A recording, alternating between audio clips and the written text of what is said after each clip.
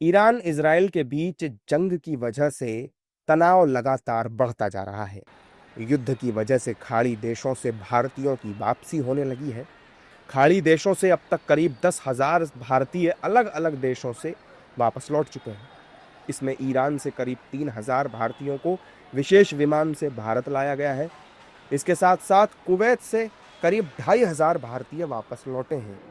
Lebanon में भी हमलों के कारण बेरूत से 1,500 से अधिक भारतीय वापस लौटे हैं, जबकि यूएई और कतर से करीब 3,000 भारतीयों ने वापसी की है। दिल्ली लौटे यात्री क्या कुछ कह रहे हैं, पहले वो आप सुनिए। काफ़ी टाइम से, मैं लास्ट अभी थोड़े दिन पहले ही गया था, तो I keep coming and going. Thank you.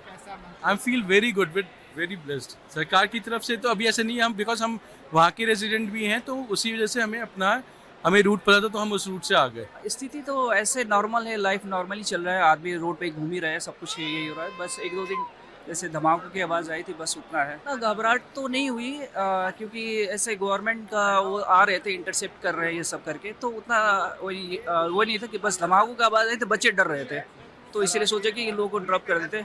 एक वीक पहले ही गए थे, कुछ फंक्शन में आए थे घर, शादी की फंक्शन था, तो एक वीक ही हुआ था गया। नहीं, डर तो होगा ही, 2-3 बार हमने वो मिसाइल का आवाज़ सुना, तो बच्चों के साथ थे, तो वहाँ डर था, पता नहीं क्या होगा नेक्स्ट, वो तो पता नहीं था ना। ठीक है, आई थिंक फ्लाइट्स वापस शुरू हो चुकी है, वापस शुरू हो चुकी है खुलनी फ्लाइट, तो धीरे धीरे भी सिचुएशन बेटर हो ही जाएगी। कल भी आई थिंक कुछ फ्लाइट्स आई हैं, बट अभी सिचुएशन तो देखो बिकॉज ऑफ ईरान काफ़ी वॉलेटाइल रहेगी। बट हाँ, आई गेस ओमान के बॉर्डर्स खुले रहने का और वहाँ के एरोस्पेस खुले रहने का सबसे बड़ा फ़ायदा यही है कि हम लोग अपना रास्ता बना के हम लोग आ गए। नहीं, very very thankful, very helpful, all भी जितने भी फ्रेंड्स, फैमिली मेम्बर्स, और यूएई भी बहुत अच्छा रहा है उस मामले में। They were very helpful with everything, तो एब्सोल्युटली नो प्रॉब्लम। जबकि मुंबई लौटे यात्रियों ने भी बताया कि वो कहां से आ रहे हैं और अभी क्या स्थिति थी। Been there for business and exited to Mumbai at least through Muscat.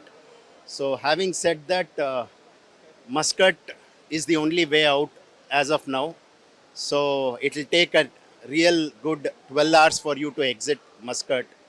So I think people held up in Dubai should take the Muscat route and exit to India. 12 घंटे 13 घंटे बैठा तो बॉस क्या होंगे, जान निकल जाएगा वो गर्मी में।